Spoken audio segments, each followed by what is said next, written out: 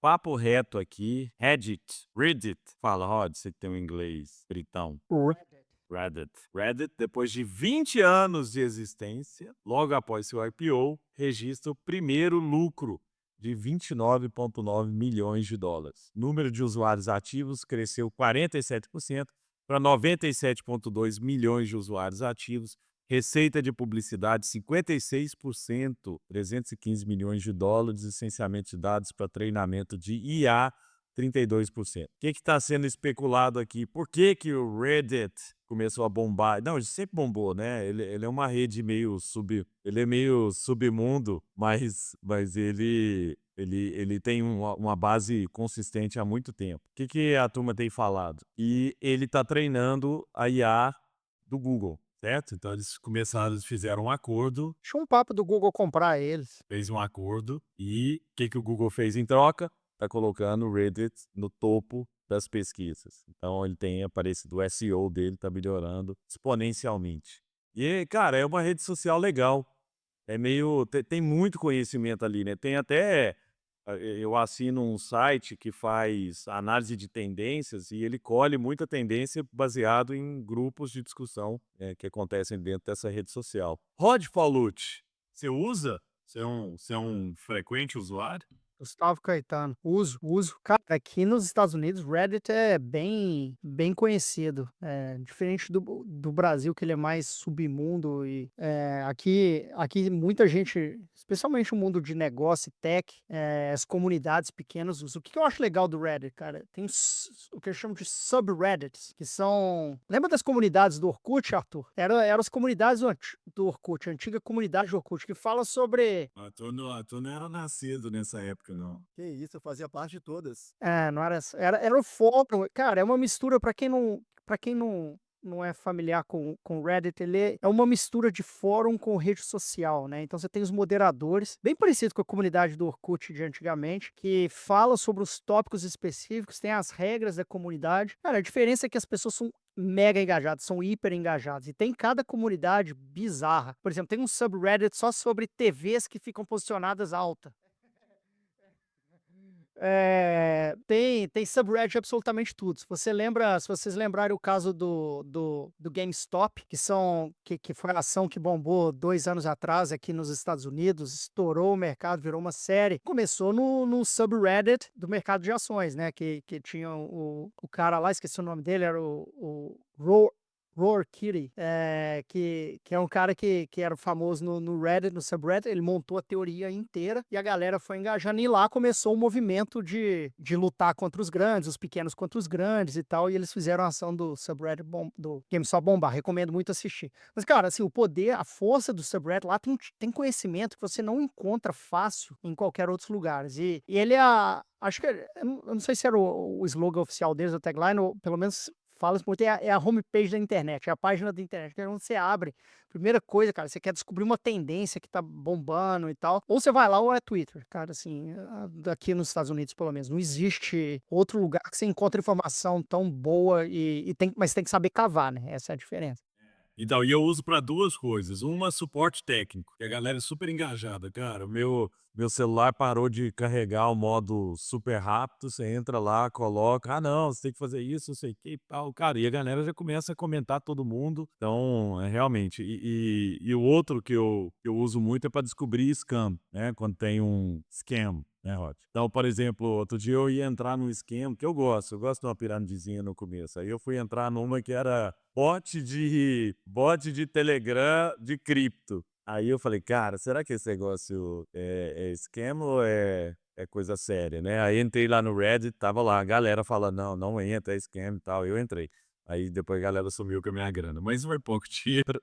Mas por que que você comete isso, cara? Não, eu quis ousar, cara. Eu falei: "Não, eles não sabem o que eu sei", né. E aí mas é legal, assim, porque as respostas são sérias, né, e tem moderador também de resposta, né. Tem gente que coloca spam lá, os caras já banam e aparece: "Ah, essa mensagem é de spam, não pode fazer propaganda". A galera meio tipo Wikipedia, assim, né, meio regula o negócio. Pô, eu uso bastante, só um ponto, Rod. Eu uso bastante o Reddit também para saber a opinião das pessoas sobre alguns cursos que eu quero fazer. Sempre tem sobre opinião sobre o Reforge, sobre o curso, sei lá, do Imangazi, que está fazendo um lançamento agora, sobre outros cursos de outros criadores de conteúdo. Sempre tem gente que vai lá e dá opinião sincera, escreve textão, e o pessoal é muito engajado mesmo. Mas, Bush, você falou sobre o primeiro mês de lucro na história.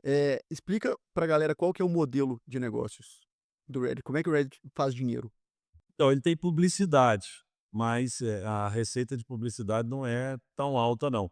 O que eu li num artigo falando dessa virada é que o Google está atacando dinheiro lá dentro para treinar a máquina. Então, eu estou te pagando para você me dar a informação aí que está rolando aí dentro, que é como o Rod falou, é uma informação super qualificada e ele está usando para treinar os robôs do Google, né? Então, o artigo especula, porque não é claro que isso está acontecendo, mas que o Google, além de colocar dinheiro, que são 33 milhões de dólares que eles colocaram no trimestre, eles deram, né, em contrapartida, um SEO melhor, dar uma tunada, e aí perguntas onde, na maioria dos casos, você cairia em outra página, você vai cair agora em primeiro lugar na página do Reddit.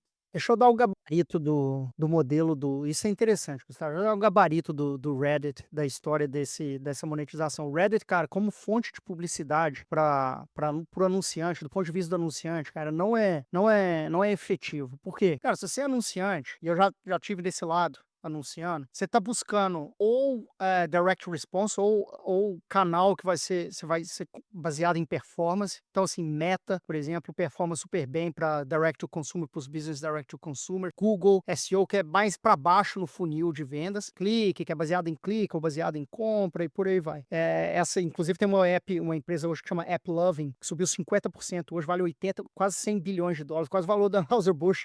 É uma ad network para gaming e mobile app, mas é uma conversa diferente. Ou seja, eles estão lá embaixo do funil, tá? Ou você quer comprar awareness e topo de funil. Aí você TV, YouTube e outras ferramentas. O problema, a questão do Reddit com anúncio, e a mesma do Twitter, tá?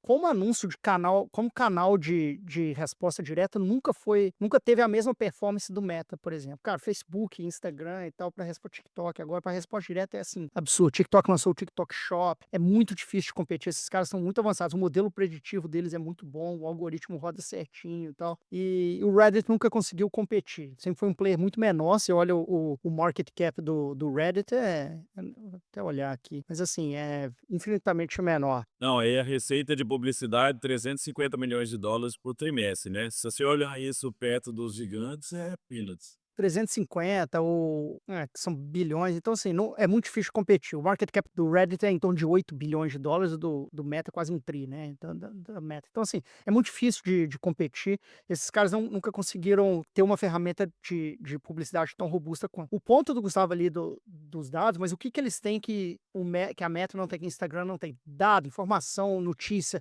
tá quente, que é a mesma coisa do X, do Google, que é onde o Elon Musk fez o XAI e tá usando toda aquela informação para treinar AI. E aí o jogo virou, né? Que os caras passam, pô, eu tenho informação que ninguém tem e é muito difícil.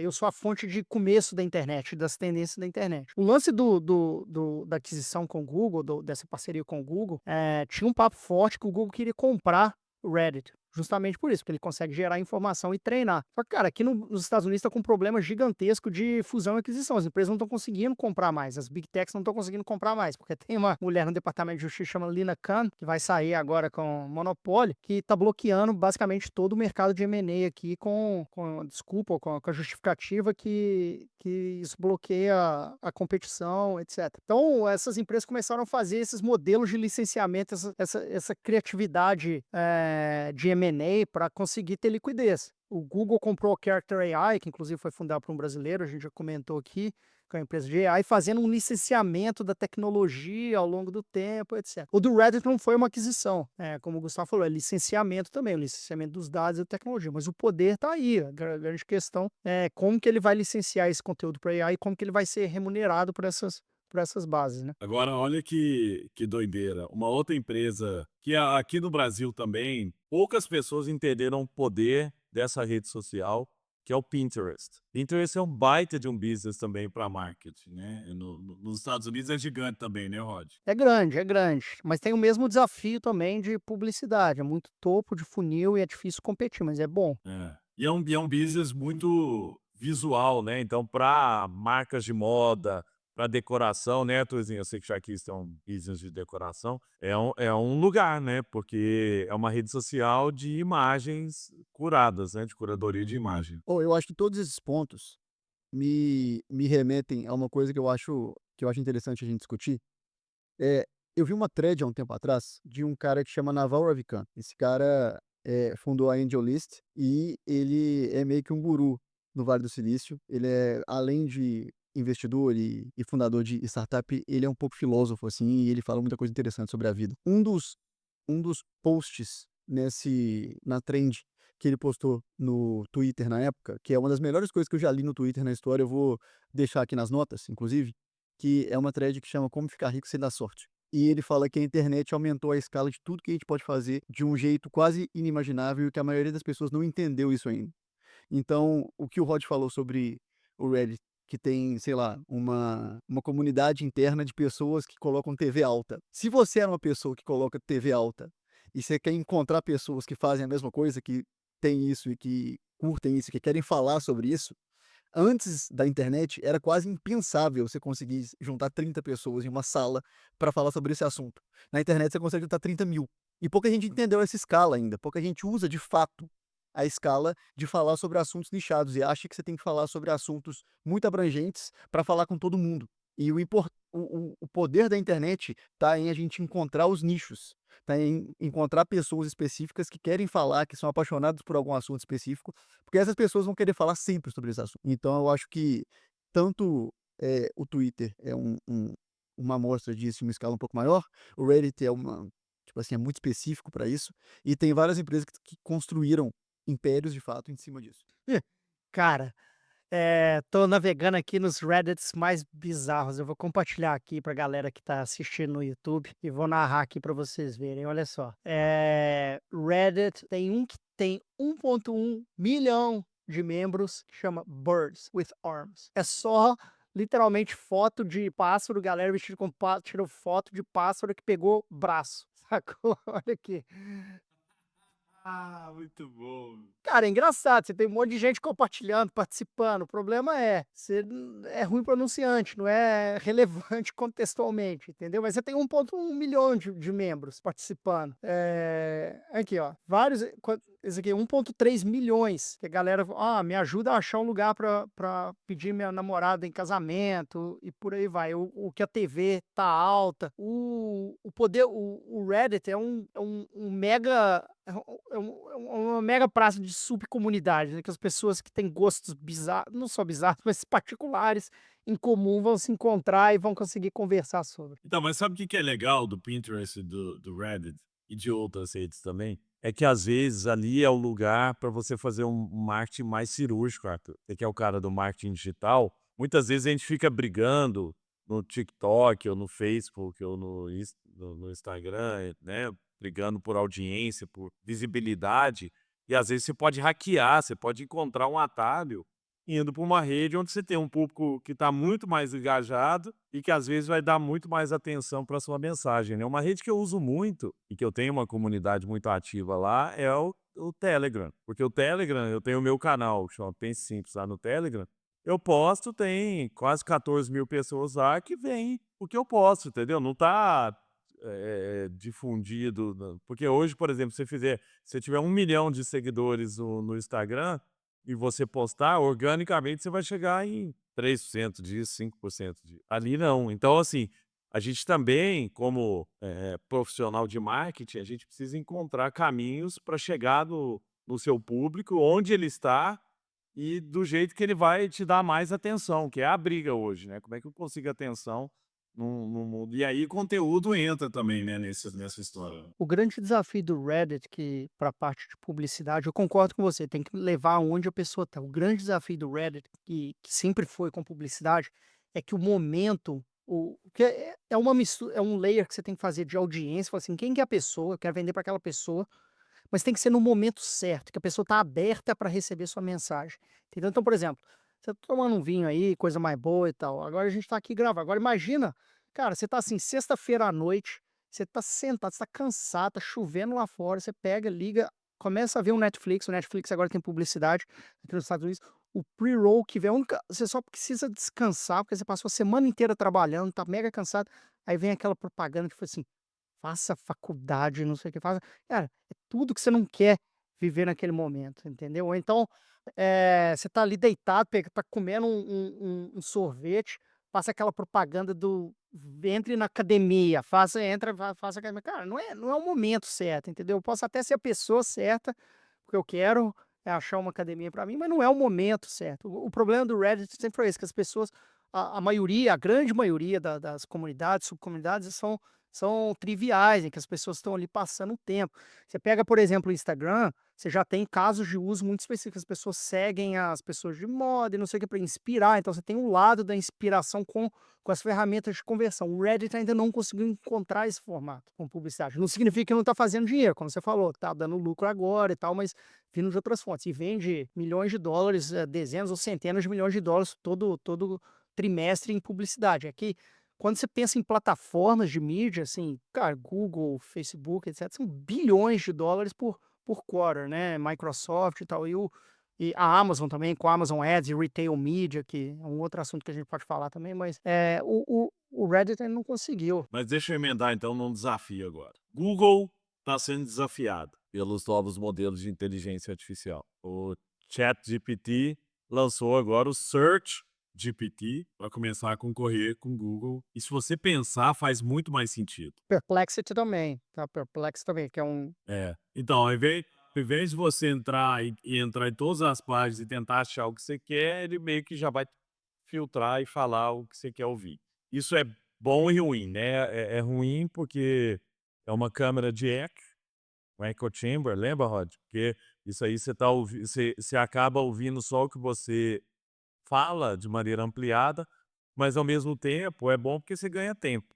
Mas você vai ficar com um pensamento cada vez mais restrito, que é a máquina que vai te falar o que é a resposta. Agora, isso ameaça o business inteiro do Google.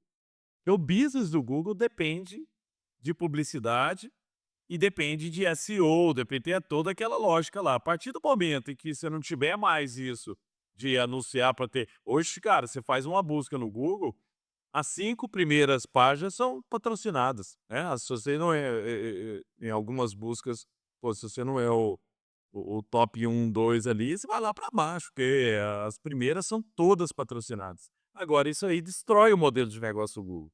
Como é que vai ser essa competição agora por SEO, por palavra-chave, vai fazer sentido? Como é que é? Como é que a gente vai competir nesse ambiente? Como é que você vai criar conteúdo para que o robô leia e o robô indique o seu site e não o site do seu concorrente? Tá, espera aí, primeiro vamos dar um contexto aqui, eu vou compartilhar a tela de novo pra galera ver. Eu trouxe aqui o breakdown do Google. Vocês estão vendo minha tela? Tá todo mundo conseguindo ver aí? Esse é o breakdown da receita do Google no último trimestre, que saiu semana passada, por sinal, receita recorde, tá? Essa parte azul aqui, 50 bilhões de dólares, isso só no último trimestre, tá, gente? Não é um ano, não. O Google teve 88 bilhões de dólares em receita, 66 vindo do Google Advertising Revenue, que é o seu ponto, que está 9 vindo do YouTube, e aí tem Cloud, Network, Subscription, que são 11 bilhões e som. O que o Gustavo está se referindo é que 49 bilhões dos 66, essa diferença aí de 49 para 66, que dentro do Google ele tem o double click, tem outras coisas dentro do mundo de advertising que também são monstruosos, mas o Gustavo está se referindo especificamente, no último trimestre foram 50 bilhões de dólares da receita do Google vindo de search, tá? Que não é pouco dinheiro. Tá, para vocês terem ideia, uma empresa como CPGs, essas Consumer Packaged, Anheuser-Busch, etc., fatura pouco mais do que isso no ano inteiro, né? Então, assim, isso o Google fez em um trimestre só com a parte de search. E o Google tem outros desafios também, que assim, tem uma conversa grande sobre se o Departamento de Justiça vai quebrar o Google ou não, o YouTube como um business à parte. Aí tem várias discussões rolando que são maiores, mas eu concordo, cara, tem um desafio. Não sei necessariamente o futuro, como vai ser, ninguém sabe. O Google tá fazendo, mas eles estão partindo para o ataque. Se você, não sei se está acontecendo aí no Brasil, mas aqui quando eu faço uma busca no Google, já aparece o Gemini primeiro como resultado. Mas isso é ruim para o business, mesmo para ele, né? Canibaliza o business, porque você deixa de entrar no patrocinado, no... Se você pensar num business de link azul, sim. Porém, existem outras formas de você monetizar, certo? Por exemplo, a grande briga aqui é assim, quem que vai ser a primeira fonte de busca? Quem que vai ser o default? Para relembrar o nome desse podcast aqui. Quem vai ser o default? Vai ser o ChatGPT? Vai ser o Google? Vai ser o Perplexity? Onde que vai ser? Hoje é o Google. O Google tem o monopólio. Pode chamar de monopólio, vai, porque tem Bing, tem outros, mas você pode chamar de monopólio. Assim, é o Google, virou, é o verbo. Quem que é o verbo hoje? É o Google, certo? Você vai você Google aquilo e vai buscar os resultados. A grande questão é o Google falou assim, preciso que seja eu do que ser alguém diferente. Então, eles finalmente demoraram, mas partiu pro ataque. E tá colocando o Gemini lá. A forma como vai monetizar, aí eu concordo com você. Não vai ser, definitivamente não é link azul dentro da resposta. Você pode monetizar, por exemplo, se você fazer uma pesquisa de viagem, você pode oferecer e você ganha afiliado, você ganha parte da comissão da venda. Você pode montar business por baixo, você é um OTA, e aí você tira todas as decolar da frente e passa a monetizar. Não sei, vai ter outras formas de monetização em cima, assinatura, enfim, ou até mesmo link patrocinado ali dentro das histórias. Acho que isso aí deve ter muita gente do Google pensando nisso, mas eu concordo com você. O business de link patrocinado, que é o antigo classificado, não é um modelo de busca, de ChatGPT. Não, e tem que pensar o seguinte, que Apple, que traz uma receita significativa com o Google, fechou um acordo com a OpenAI. Então, e se Apple começar a usar a busca de OpenAI? E se Samsung começar a usar uma... Na verdade, o Google paga a Apple, né, 1 bi por mês, para ser o default da busca, janela. Se mudar, ele deixa de pagar 1 bi, mas o quanto ele ganha como sendo a janela primária, né, então e aí entra a briga, eu acho que eu fiquei até pensando nisso, eu estou usando o search do ChatGPT, não sei se vocês estão usando, eu estou usando o search do ChatGPT como teste. Hoje, para mim, o caso de uso, alguns casos são muito bons, por exemplo, quando a gente estava discutindo aqui Reddit, eu digitei Reddit Market Cap, ele foi direto pro ChatGPT, eu falei assim, não, cara, eu quero ir no Google, porque o Google já me dá o gráfico certinho e ali. Então, tem uns casos que são bons, uns casos que são ruins. Às vezes, quando você quer fazer uma busca rápida, você quer a resposta, é bem legal, é o default, já te aparece com a resposta bonitinho, com as fontes e tal, exatamente do jeito que precisa ser. Cara, assim, o grande ponto é assim, qual que vai ser a sua interface primária? Onde que vai ser a busca? O contraditório para o Google criou o Chrome, né? E o Google criou o conceito das extensões e tal. E os caras estão usando a ferramenta que o Google criou, extensão, para pegar dentro do browser do Google, que é o Chrome, o mais popular, para fazer um hack-around e ser a fonte primária de busca. Isso é contraditório, mas não esquece do desafio, galera, que é a fricção, que é uma pessoa ir lá, instalar uma extensão e falar assim, eu quero que esse seja o meu default de busca. Não é simples assim, é por isso que o Google paga 1 bi por mês para a Apple, para ser o default, porque a vasta maioria das pessoas não trocam a busca padrão. Elas vão ser com que vem o recomendado do padrão. Ô, Arthur, e aí eu queria entender, assim, você que é o cara do marketing digital, como é que é, por exemplo, para quem está nos ouvindo aqui, que tem empresa, tem negócio, e usa Google, faz anúncio, como é que vai ser esse ambiente agora com AI, assim, que é muito mais... antes tinha muita coisa clickbait, assim, para você clicar e entrar na página e ler um artigo de blog todo desajeitado. Agora essas buscas vão acontecer ali em cima, como no Google já está acontecendo. Como é que vai ser o marketing agora para você conseguir atrair a atenção da audiência e levar a audiência para o seu site, por exemplo, para gerar leads e tudo mais? Pô, basicamente 2 coisas estão acontecendo que, na minha visão, vão mudar completamente o jeito que a gente faz marketing, o jeito que a gente anuncia daqui para frente. E a verdade é que ninguém sabe exatamente aonde é que isso vai acabar, o que que vai acontecer, ou como que as pessoas vão usar. E essa resposta ainda não existe. Mas o que está acontecendo? Quais são as tendências mais fortes hoje? A gente está vendo cada vez mais a tendência de distribuição de conteúdo em rede social parar de ser feita por comportamento e começar a ser feita por interesse. Então está cada vez mais comum, isso é o que a gente no marketing chama de a tiktokização das redes. Então está basicamente todo mundo imitando o algoritmo do TikTok, que você segue pouca gente, você não precisa seguir muita gente para receber o conteúdo que você gosta, que você tem interesse. E está cada vez mais comum, a gente tem que se acostumar com isso, a gente que gera conteúdo, a gente que posta coisa, a gente que faz anúncio, sei lá, você posta um vídeo e um vídeo tem 400 views, e aí você posta um outro vídeo logo depois desse, no mesmo dia ou no outro dia, e o vídeo tem 150 mil views. E aí você posta mais um e aí tem 1.000 views. Aí você posta mais um, tem 1,5 milhão de views. Porque se o seu vídeo, de fato, mostra que as pessoas estão interessadas, estão consumindo, estão compartilhando, estão se engajando, ele vai distribuir esse vídeo. E ele vai encontrar as pessoas que quer. Então, para quem faz anúncio, por exemplo, em plataforma tipo Meta e no TikTok, está cada vez mais eficiente a gente deixar o público aberto. Eles encontram o público. O algoritmo está tão inteligente hoje que ele encontra o público. Você não precisa colocar mais interesse. Funciona melhor quando você deixa aberto. Pô, a gente está fazendo vários testes nesse sentido, e quanto mais aberto, mais eficiente está ficando, porque o algoritmo está inteligente assim. Agora, para search, quando a gente pensa em pesquisa, o fato é, de verdade, ninguém sabe a resposta. O que eu estou acompanhando e o que eu estou observando, que a maioria das empresas que são muito boas nisso e os profissionais que dependem muito desse tipo de busca, de search, e que, assim, tem a maior parte da receita vinda disso, é que eles estão experimentando com tudo. Porque o resultado vai ser muito baseado em qual tipo de busca gera o maior ROI para o anunciante. E aí vai ser assim que os anunciantes vão concentrar a receita, combinado com qual que é o comportamento final do usuário. Porque se o Google me der o maior ROI e ninguém estiver usando o Google mais, não importa. Que aí eu vou ter um investimento baixo e um retorno baixo, independente do ROI ser alto. Mas se todo mundo estiver usando o chat GPT, os anunciantes vão ter que descobrir como jogar esse jogo. Porque se no Google, se a gente está na página 2 e a gente não existe, quando a gente pensa em SEO, no chat GPT, se você é o número 2, você não existe, porque ele vai te recomendar 1 ou 2. Então, vai mudar completamente o jogo. A gente não sabe muito bem como fazer, só que é importante para todo mundo que tem uma parte da receita vinda disso, começar a testar e começar a experimentar para estar na vanguarda disso, para estar na frente. Ô Arthur, e uma dúvida, o SEO continua importante mesmo nesse ambiente? O SEO continua importante, anúncio no Google Search continua importante, a gente só não sabe como é que vai ser daqui a 2 anos, e a gente precisa se planejar para isso. Mas quem faz SEO continua tendo um retorno grande de SEO. Quem anuncia no Google Ads continua tendo um retorno muito grande disso. O problema é que essas coisas mudam rápido, e a velocidade dessa mudança está cada vez maior. Então a gente não sabe daqui a 6 meses como é que vai ser, porque o comportamento das pessoas está mudando completamente. O ChatGPT é uma ferramenta muito nova e está evoluindo muito rápido. E AI é uma tecnologia muito nova e que está evoluindo muito rápido.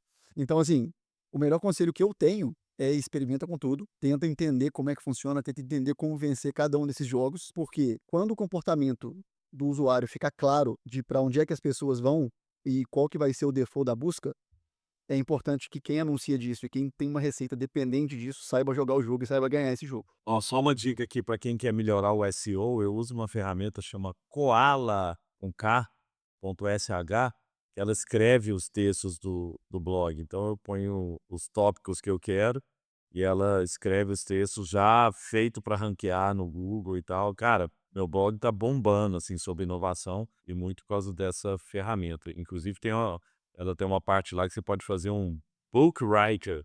Você põe vários temas e ele começa a escrever tudo já ranqueado, tudo já conectado, inclusive no WordPress que eu uso pro meu blog. Paulucci, tem algo aí novo na América acontecendo? Algo de inusitado fora as eleições? Eleições, vamos falar do contexto pra galera. Hoje é quinta-feira, nós estamos gravando na quinta, dia 7. 2 dias atrás, a gente teve a eleição aqui nos Estados Unidos que o Mr. Trump, Mr. President, foi reeleito ou eleito para o segundo mandato.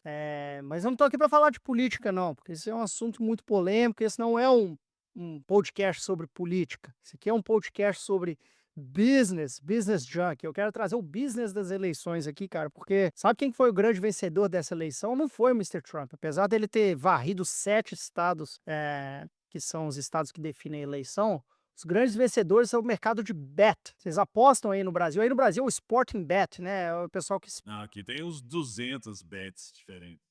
Tem os bets, mas é de esporte.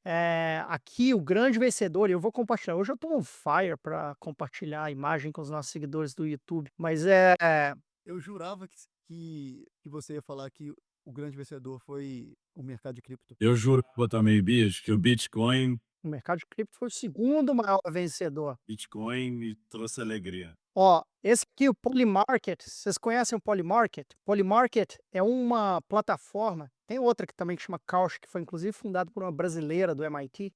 Mas o Polymarket é uma plataforma que você pode apostar em tudo, cara. Tudo. Você aposta em tudo que você quiser. E, obviamente, a eleição foi uma grande aposta que teve. Isso aqui é o Polymarket no dia 25 de outubro, falando a pergunta simples: quais estados o Trump vai ganhar? Olha o resultado da eleição ontem. Sabe o que está escrito na figurinha? They are the same picture. É a mesma imagem. Ou seja, enquanto o Polymarket acertou absolutamente 100% dos resultados, todas as pesquisas aqui nos Estados Unidos estavam erradas, erraram quem ganhar. Até ontem estava todo mundo, até antes de ontem estava todo mundo falando que a Câmara ia ganhar, por uma margem apertada e tal. E o Polymarket, eu estou compartilhando, quem está ouvindo aí, vai depois no YouTube para assistir, porque é muito legal a interface, e eu estou compartilhando aqui. Essa aqui pode apostar em qualquer coisa. Vou mostrar a página do Polymarket depois, mas essa aqui é a aposta especificamente do quem vai ganhar a eleição em 2024. Cara, Donald Trump com Harris, ela tava com 1%, porque essa aqui era a época do Biden, tá? Aí depois, ó, ele foi para cima, aí ela tava com a chance maior, e no final, ó, que dia que é isso aqui?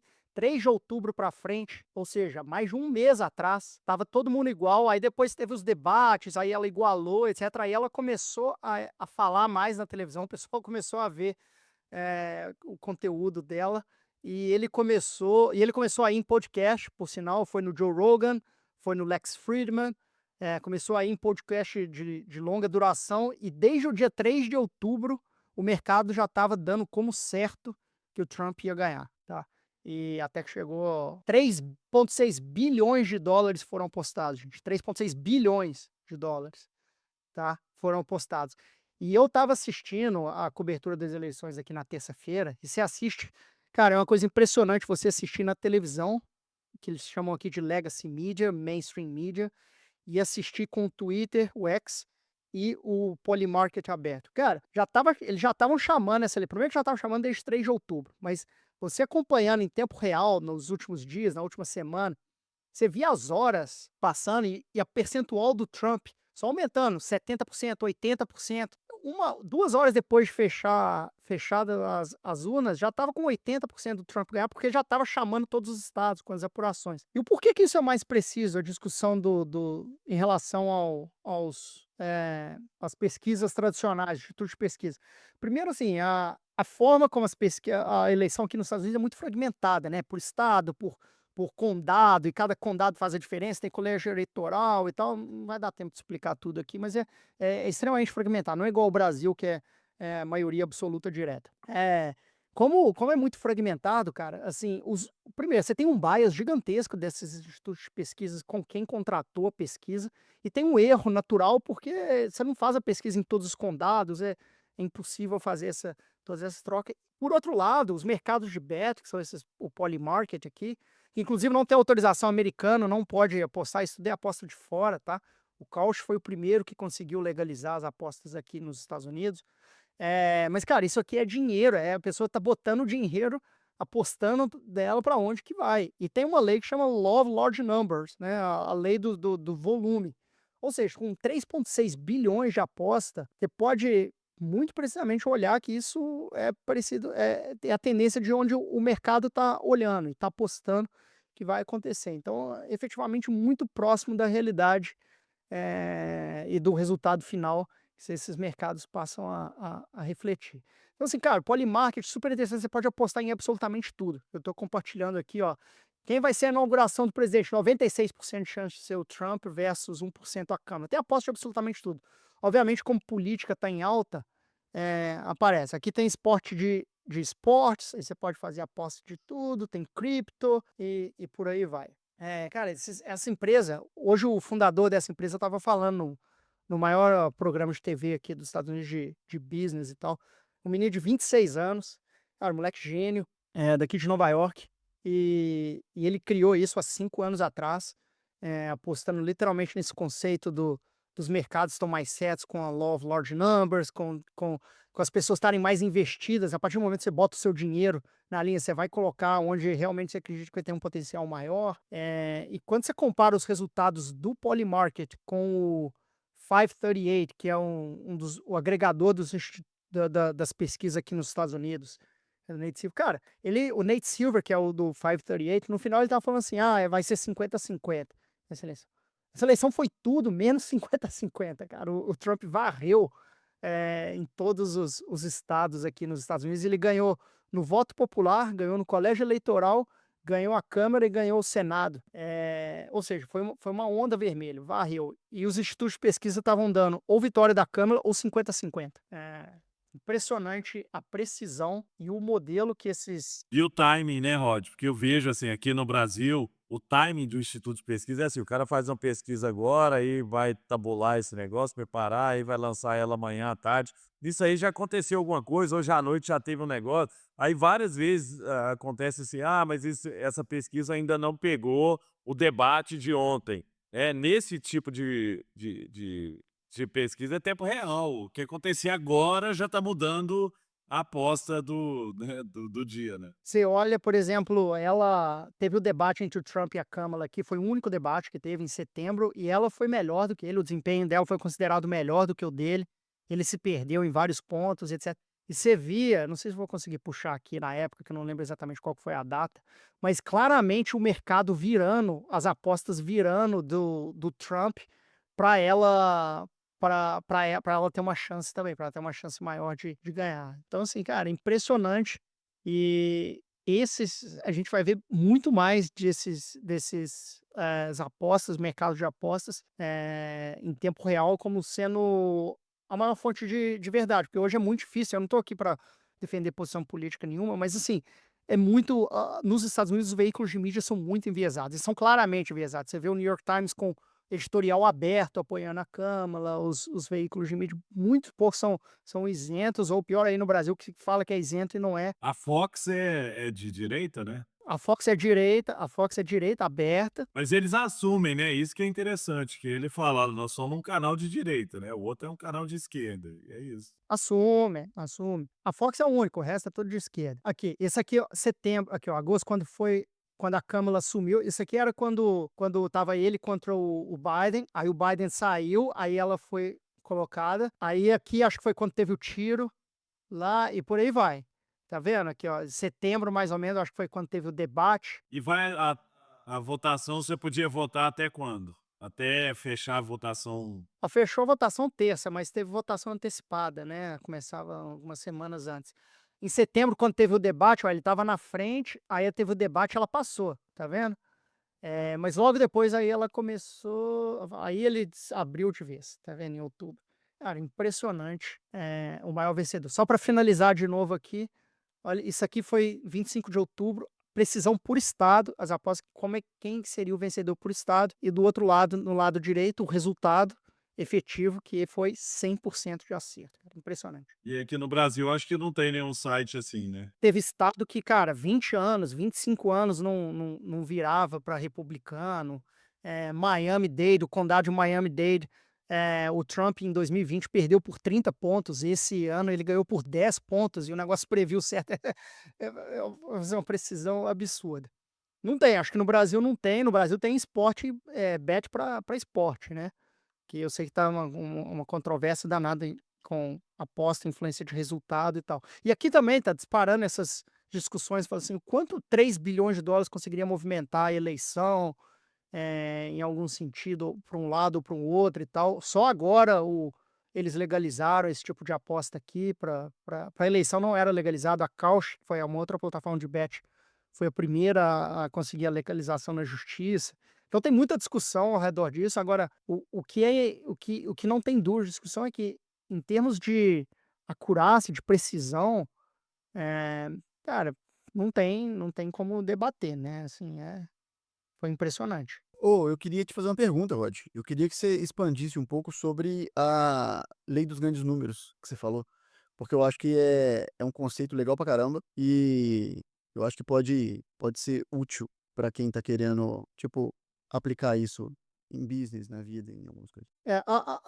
Resumidamente, assim, Lay of Large Numbers, lei dos números grandes, é uma lei estatística, na verdade, que significa assim, quanto mais tentativas, quanto mais observações você tem em estatística num set de números, maior a chance do outcome ser próximo à realidade, né? O que faz sentido, né? Então, se você consegue observar um maior número de números dentro de um volume gigantesco, você consegue estar bem mais próximo da realidade. Isso é aplicado em vários, cara, em vários indústrias, em vários casos de uso, né? Por exemplo, gambling, venture capital, cara, assim, você tem que investir num número grande para dar resultado.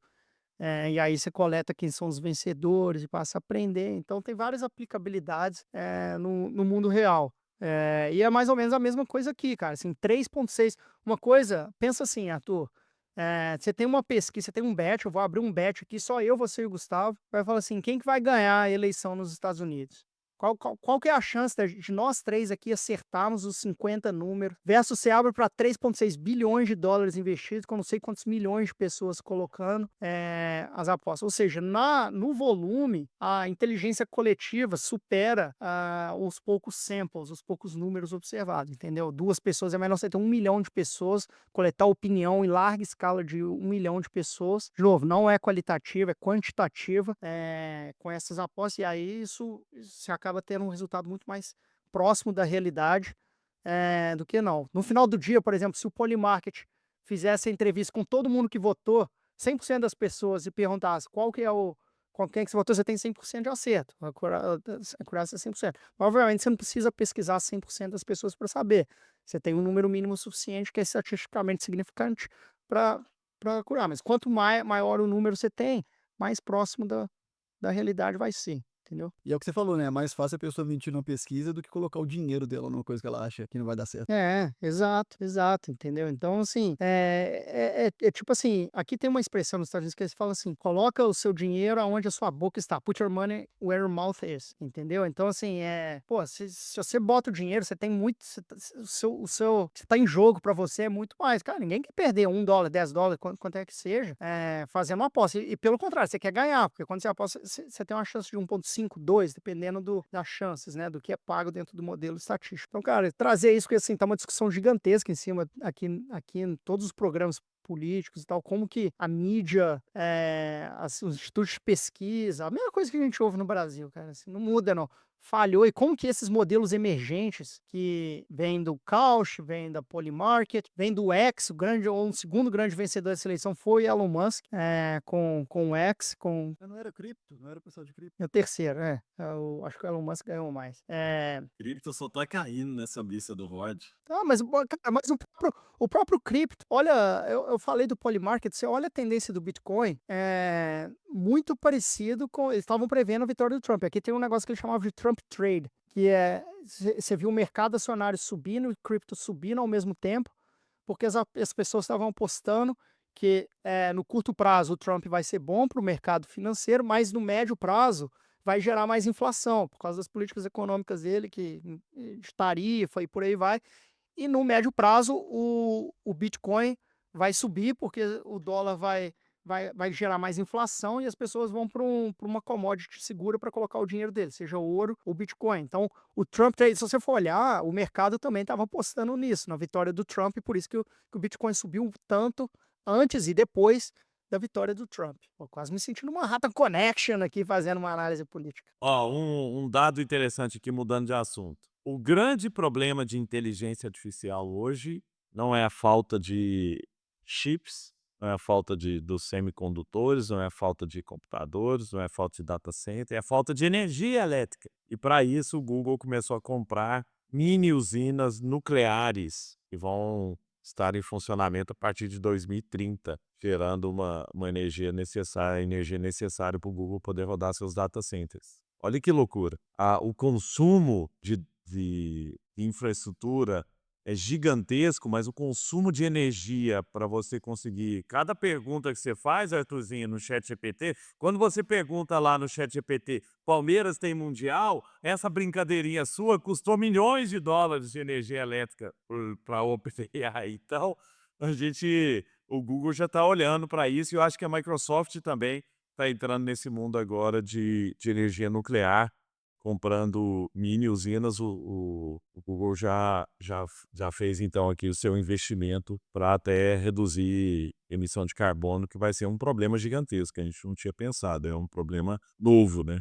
Vocês acham disso? Problema de energia. Deixa eu só fazer a minha parte pelo meio ambiente. O que fala, se você pegar um país, ó, só te falar um negócio, Arthurzinho, se você pegar um país como o Brasil, por exemplo, uma das coisas que faz o país não crescer tão rápido é o gargalo de energia.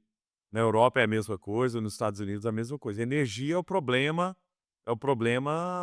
do século. É verdade. Deixa eu fazer a minha parte pelo meio ambiente, então. E para todo mundo que ia fazer a pesquisa, Palmeiras não tem mundial, gente. É isso, não precisa. Mas olha que doideira, né? Eu acho que a gente está vivendo um modelo interessante, onde vocês pegarem lá o último investimento que a OpenAI levantou, né, de bilhões de dólares, a OpenAI é um business de queimar a caixa loucamente, mas muito porque precisa de infraestrutura e o consumo de energia de processamento é gigantesco, né? Vamos discutir, vamos fazer um retrospecto de 2010 para cá. Eu acho isso legal, porque assim, Gustavo, em 2010, quando a gente estava mexendo com venture capital, fundraising, Series A, da Samba e tal, se alguém viesse para a gente e falasse nas notícias, falasse assim, alguém que trabalha com commodity, infraestrutura, uma startup de energia vai fazer um funding, eu achava, você tá louco, o futuro é software como serviço, software is eating the world, e todo mundo olhando só para o que é o sexy do momento, que era fazer software, né? E o que você tá falando, cara, assim, hoje, pelo menos no ambiente de negócio aqui nos Estados Unidos, de tecnologia, a maior discussão é gargalo de infraestrutura.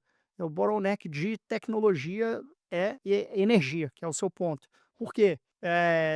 Se olhar as projeções de crescimento de data center da NVIDIA, que por sinal passou a Apple essa semana, brevemente como a empresa mais valiosa do mundo, porque já está bucada de venda até o final. O Elon Musk, em julho, construiu o maior supercluster de data center no mundo, em Memphis, no Tennessee, junto com a NVIDIA, que por sinal, não sei se vocês viram isso, eu vi uma entrevista do CEO da NVIDIA falando que o Elon Musk construiu esse data center, ele fez o deployment em 19 dias. Não sei se a gente comentou isso aqui nesse podcast, ou eu estou delirando, eu conversei com alguém, mas ele completou esse supercluster em 19 dias. Sabe quanto tempo ele falou que geralmente leva? No mínimo 2 anos.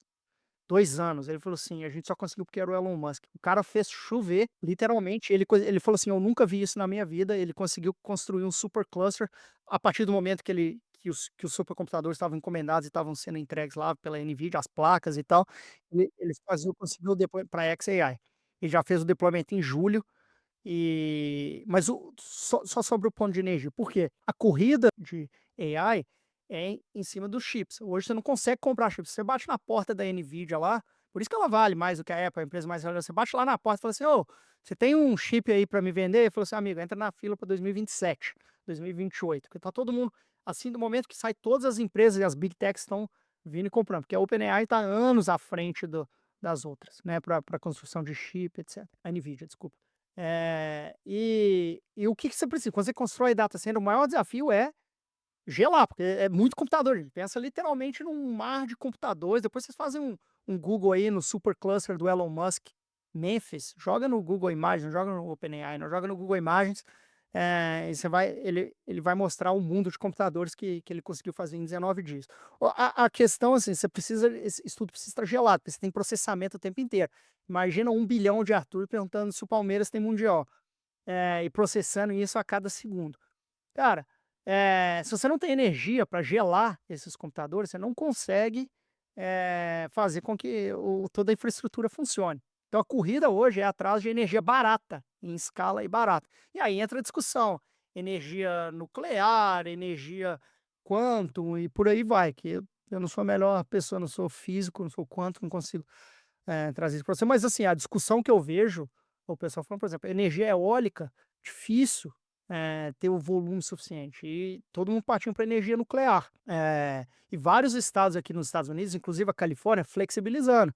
Porque desde Fukushima em 2011 teve aquela discussão. A Europa fechou várias usinas, né? A Alemanha mesmo. A Alemanha fechou todas as usinas e agora tá com dificuldade, E teve que queimar carvão, né? aí queima carvão e polui mais do que a energia nuclear. Mas assim, o ponto de você conseguir construir uma infraestrutura, que escala, que funcione, barata, e segura, que hoje a energia nuclear é segura, é o Google fazendo. Essas empresas, o movimento interessante para mim, são as empresas de Big Tech, que teoricamente estão na frente do usuário, são front-end do usuário, estão indo para a camada de baixo, para a camada de infraestrutura. Por quê? Porque ele não consegue comprar energia em escala, na escala que ele precisa. Ele falou: "Cara, eu vou produzir minha própria energia, eu vou construir minhas próprias usinas nucleares, para conseguir, suportar toda a minha base de crescimento". Olha que coisa, há 10 anos atrás isso é conversa de louco. Ô, Rod, eu fui uma vez visitar o data center um dos data centers da Azure, da Microsoft, perto de Seattle, 1 hora e pouco de Seattle. A quantidade a gente foi junto. A quantidade, você lembra de pás eólicas no meio do caminho, cara, para gerar energia para o data center? É um negócio impressionante. O data center fica perto de água também, e você lembra lá a infraestrutura de backup de energia que tinha, até diesel tinha, que se faltasse energia, tinha diesel lá para não deixar o data center cair, né. Então esse é um problema gigantesco. Inclusive, o fundo que eu sou um dos sócios, que é a Mergus Ventures, a gente está investindo numa empresa de data center no espaço. Os caras são da Y Combinators e querem lançar agora, eles estão captando dinheiro para fazer lançamento de data center no espaço, onde você tem energia abundante por causa do sol e uma temperatura, né, boa para data center, né, fria. Arthurzinho, trouxe algo? Hoje nada, hoje é mais aqui como ouvinte, né, querendo ouvir aqui as novidades da América que o Rod Paulucci tem trazido. Apenas sentado e aprendendo com vocês. Eu tinha selecionado alguns pontos, só que eu acho que para assim, fechar essa discussão inteira e amarrar os pontos, eu acho que vale a pena levantar um modelo interessante que pode ser útil para quem está ouvindo, e eu acho que vocês 2 vão ter bastante coisa para falar sobre isso também. Essas mudanças que a gente está vendo, tanto de, tipo, como que as pessoas vão usar inteligência artificial, até como que a tecnologia afeta, o jeito que as empresas se estruturam, quem que você contrata, como que você contrata, quantas pessoas que você precisa para fazer alguma coisa. Eh, e eu tô vendo cada vez mais um movimento e uma diferenciação de tipos de business que a gente pode fazer funcionar. Então, a gente está acostumado, eu acho que nós 3 aqui, e muita gente que está escutando também, está muito acostumado com o mundo de startups, que basicamente é um mundo que você cria, sei lá, um SaaS, ou então você cria alguma empresa específica para que essa empresa fique grande o suficiente para no futuro fazer um IPO ou fazer um exit e ser vendida. E nesse momento é um momento de liquidez, é o momento em que os empreendedores têm um retorno de fato muito grande pelo tempo e pela energia e pelo o trabalho que eles colocaram.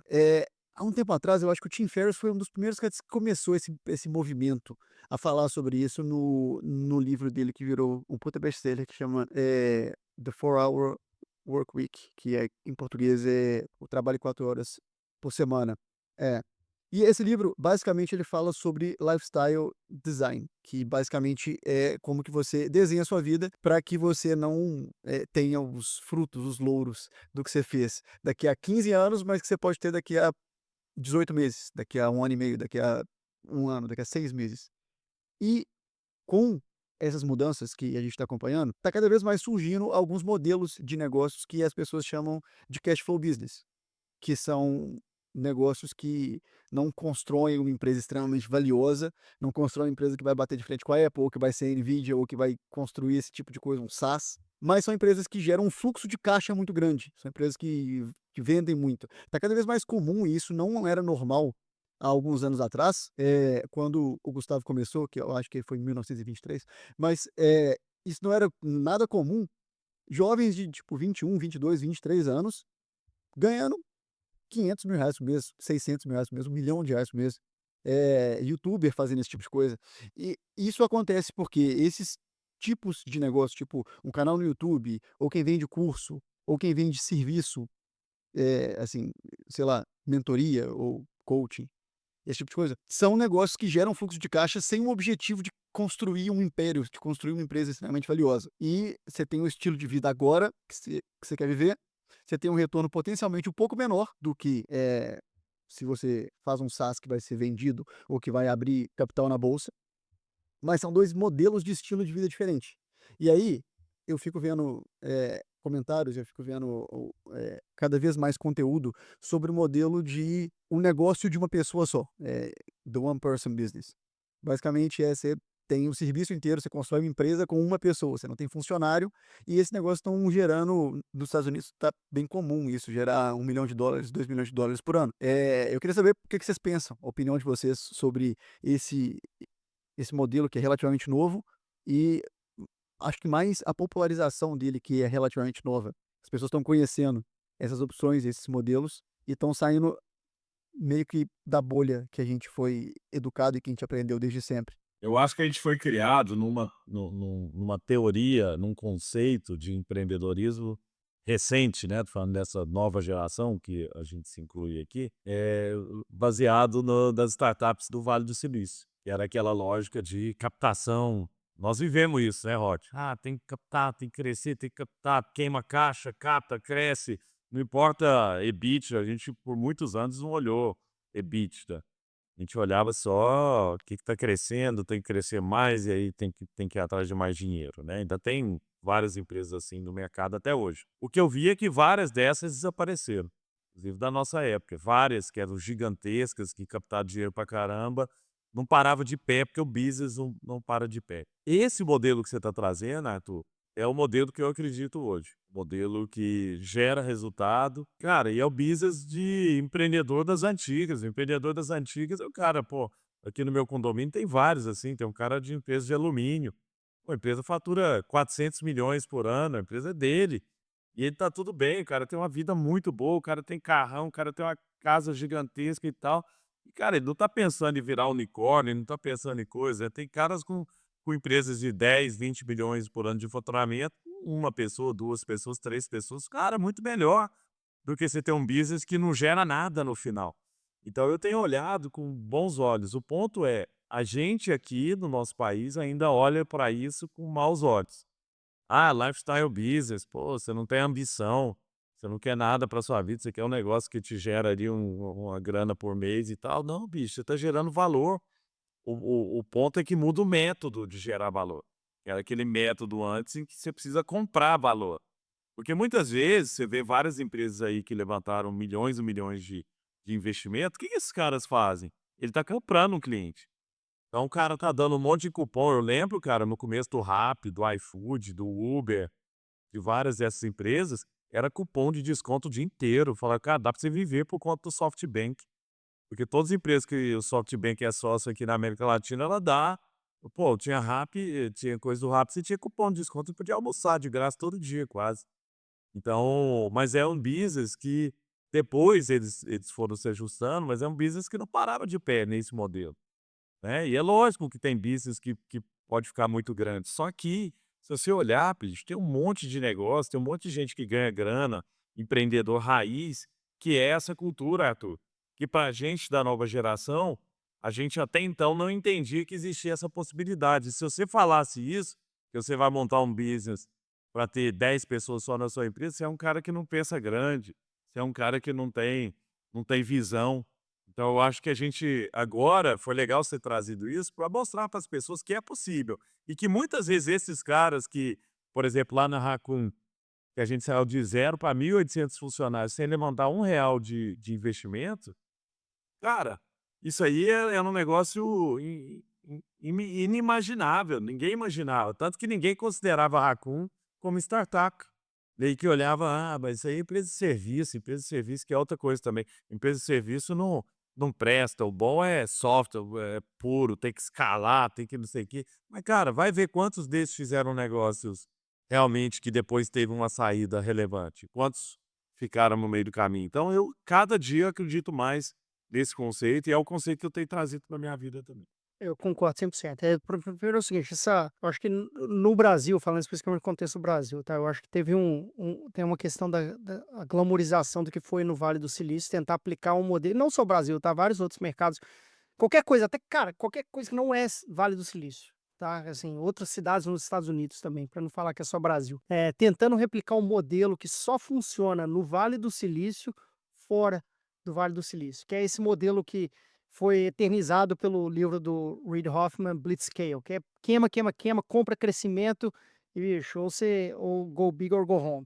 E começou lá atrás, Netscape, muito antes, né? HP, por aí vai, formação Vale do Silício, mas assim, mais recente com a internet, do Netscape, PayPal, com a máfia do PayPal, e aí pra frente foi desdobrando o YouTube, Google e por aí vai. Cara, isso só funciona lá, não funciona em lugar nenhum fora do Vale do Silício, nem que em Nova York funciona, cara, assim, não funciona. Você vê os business, o modelo de investimento, é totalmente diferente. Eu acho que esse é um ponto número um. Teve uma tentativa de replicar e assim, usando o cara que o novo Vale do Silício vai ser Miami, o novo Vale do Silício vai ser. Não, o Vale do Silício é o Vale do Silício, porque as características da época, que hoje eu acho que com AI é diferente, mas assim, quem não é AI, aquilo acabou, não existe mais.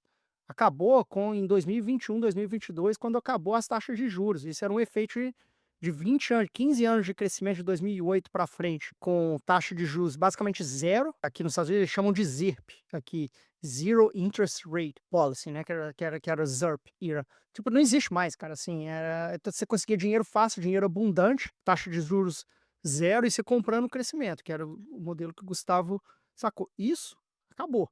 Assim, hoje existe com AI. Se você é uma empresa de AI, você levanta 100 milhões, queima tudo, voltou. Todo mundo. A crítica hoje, inclusive, é essa. Fala assim, pô, a gente não aprendeu nada.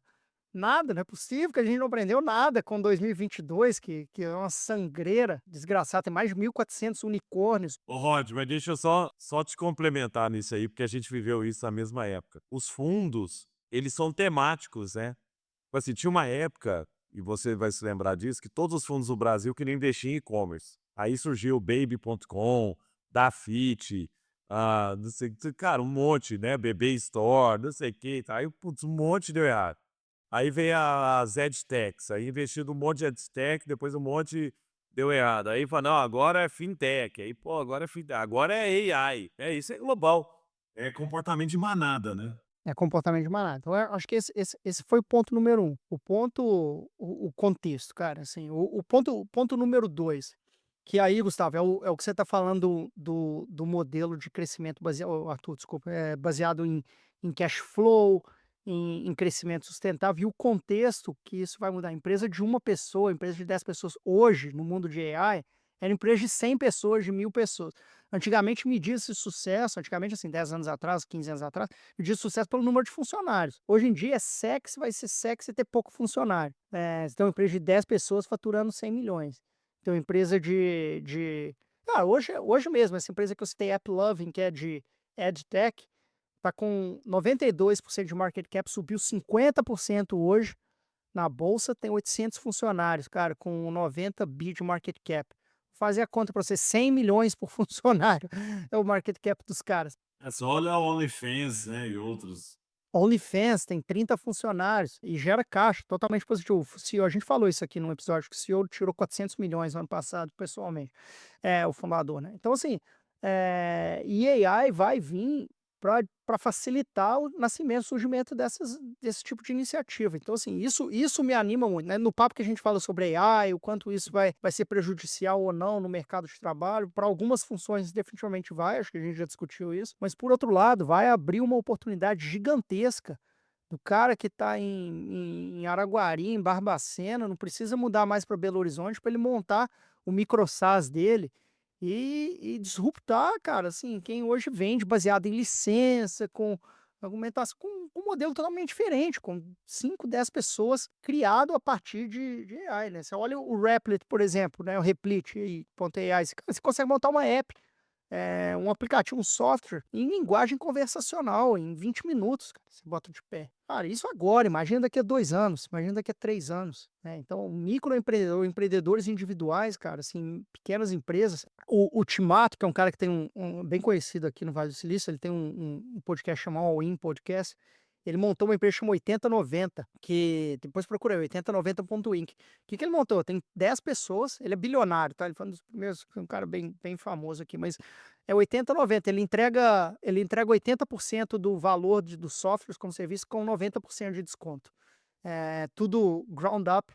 E aí ele pega o Salesforce, o CRM, a empresa vai entregar uns 80% das features a 90% de desconto. E a previsão dele é que isso vai varrer os modelos de software como serviço. Você paga por licença, paga por assento, e modelo de retenção. Cara, os softwares pequenos que não entregam 100% do valor vão entregar 80% do valor, mas com 90% de desconto. Só para acrescentar uma última coisa, o que eu estou percebendo é que cada vez mais o pensamento está mudando está migrando para 2 pontos importantes. O primeiro é que era muito valorizado na época que eu entrei no mercado e, assim, acho que nos últimos 15, 20 anos, era extremamente valorizado a ideia de um evento de liquidez. A ideia de você ter um dia que você fatura 15 milhões de reais. A ideia de você ter um dia que você é um empreendedor e você tem uma empresa vendida ou que você abre capital na bolsa. E esse era, assim, o momento que todo empreendedor buscava. Quando eu comecei, essa história era repetida o tempo inteiro. E hoje, eu acho que está sendo muito mais valorizado a construção disso ao longo do tempo. Tipo assim, você faturar, sei lá, os 15 milhões ao longo de 10 anos.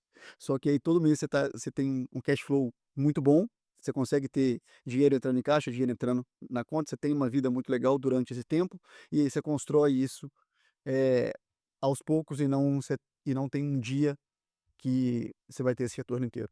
E a segunda coisa, que é um pensamento que está sendo muito meio que disseminado agora, é a ideia de usar essas ferramentas para que você possa empreender e ter liberdade. E aí liberdade, basicamente é liberdade financeira, liberdade geográfica e liberdade de tempo. Poder usar seu tempo do jeito que você quer, você não precisa gastar, mas não precisa romantizar a ideia de eu trabalho 16 horas por dia por 4 anos e eu construí alguma coisa. Então, eu acho que esse é o estilo de vida, essa é a mentalidade de estilo de vida que está crescendo mais nos últimos anos e que eu acho que vai ganhar mais força ao longo do tempo, porque os empreendedores estão vendo que isso é possível. Boa, bom papo, galera. Muito bom. Muito bom, pessoal. Sigam a gente, deem like, ajuda, né? Quando você dá um like, o algoritmo entende que nós estamos ficando populares, que o assunto é bom, que as pessoas gostam. Então compartilha para ajudar também a gente continuar com esse projeto aqui, antes que o Rodrigo Paulucci desista de mais um projeto de podcast. Valeu, pessoal. Deixa um comentário aí, fala se esse assunto foi relevante ou não, o que que você mais gostou, o que que você não gostou também, que a gente vai parar de falar o que vocês não gostaram. E é isso. Até semana que vem. Valeu, galera. Valeu! Valeu, abraço!